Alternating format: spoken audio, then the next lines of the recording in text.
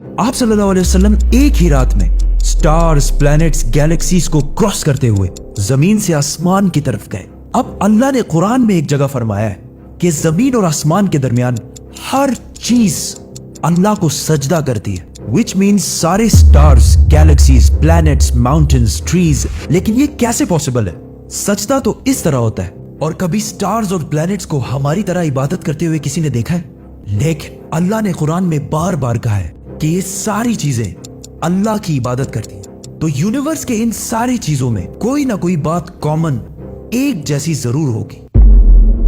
आज से बहुत साल पहले पूरी दुनिया का ये ख्याल था कि जमीन, अर्थ ही दुनिया का सेंटर है और जमीन तो साकिन है बेटा, जमीन रोटेट करती नहीं है, जमीन गर्दिश नहीं करती। लेकिन आज से 400 साल पहले गैलीलियो, जो एक इटालियन साइंटिस्ट थे, उसने दो लेंसेज को अलाइन करके रखा तो उसे पता चला कि ऐसे करने से दूर की चीजों को करीब से देखा जा सकता है। छोटे लेवल पर टेलीस्कोप्स दुनिया में पहले भी मौजूद थे, लेकिन इन्हें सिर्फ फौजी और समंदरी सफरों में यूज किया जाता था। लेकिन गैलीलियो ने इसी टेलीस्कोप को इंप्रूव करके इंसानों की तारीख में पहली दफा इसका रुख आसमान की तरफ किया, जिससे उसने दुनिया से पहली बार सूरज और चांद को बिल्कुल करीब से देखा।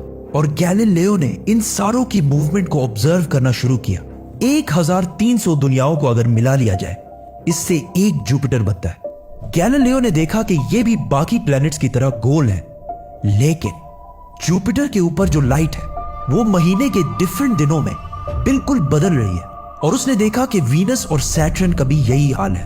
अब ये सब कुछ तभी पॉसिबल था कि अगर ये सारी चीजें सूरज के गिर्द घूम रही हो, दुनिया के नहीं।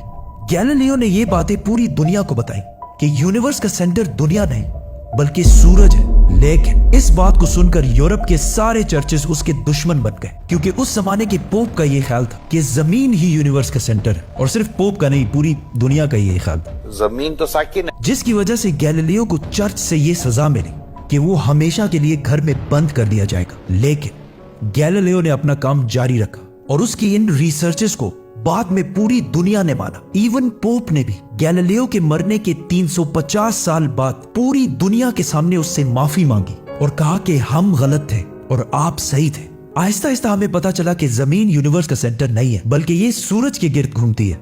और सूरज भी कोई इतनी बड़ी चीज नहीं है, बल्कि सूरज तो इसके जैसे अरबों खरबों स्टार्स की तरह मिल्की वे गैलेक्सी का एक छोटा सा हिस्सा है। और ये मिल्की वे गैलेक्सी अरबों स्टार्स से बनी हुई है और ये सारे बिलियंस ऑफ स्टार्स एक ही सर्कल में घूम रहे हैं। हम तो सूरज के गिर्द घूम रहे हैं, तो सूरज जैसे अरबों खरबों स्टार्स मिलकर किसके गिर्द घूम रहे हैं? Super massive black hole. Have a supermassive black hole at their center.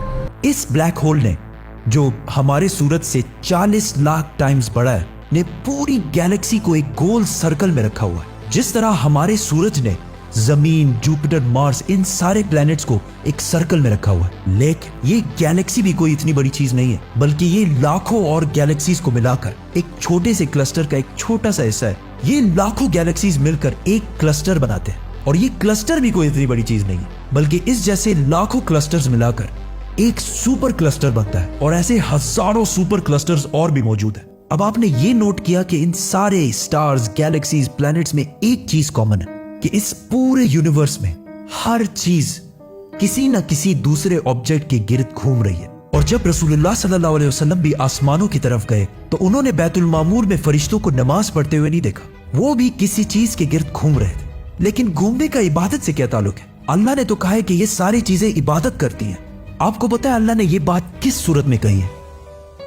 सूरह हज में। हज में मुसलमान पूरी दुनिया से इस्लाम की सबसे मुकद्दस और होली जगह काबा के पास जाते हैं और बार बार इसके गिर्द घूमते हैं। अब इस सर्कल करने का मतलब क्या है?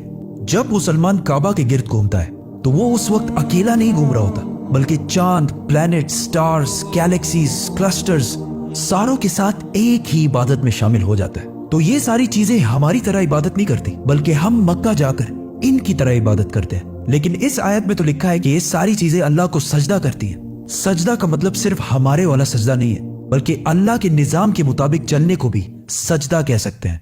लेकिन अल्लाह ने इस आयत में सिर्फ स्टार्स, गैलेक्सीज और प्लैनेट्स का नहीं कहा, बल्कि हर चीज, पहाड़, दरख्त, जानवर, सब का कहा है। ये तो सर्कल्स में नहीं घूमते। आज से हजारों साल पहले एंशिएंट ग्रीस में ये कॉन्सेप्ट बना कि कायनात की हर चीज एक बहुत ही छोटे पार्टिकल एटम से बनी हुई है, जिसको फिर 2000 साल तक पूरी दुनिया भूल गई। लेकिन आज से 200 साल पहले इस कॉन्सेप्ट पर रिसर्च दोबारा शुरू हुई और साइंसदानों की रिसर्च से पता चला कि एटम सबसे छोटा पार्टिकल नहीं है, बल्कि इसके अंदर और भी पार्टिकल्स हैं, जैसे प्रोटॉन्स, न्यूट्रॉन्स, इलेक्ट्रॉन्स।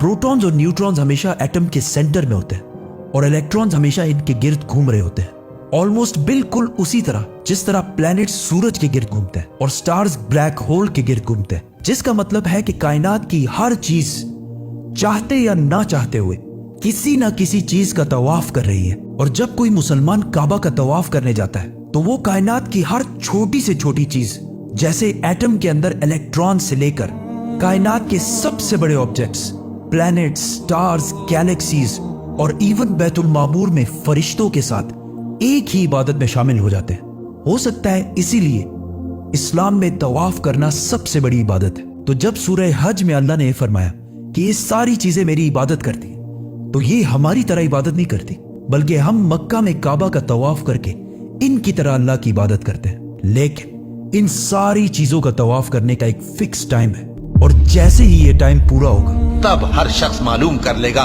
कि वो क्या लेकर आया है। सब्सक्राइब।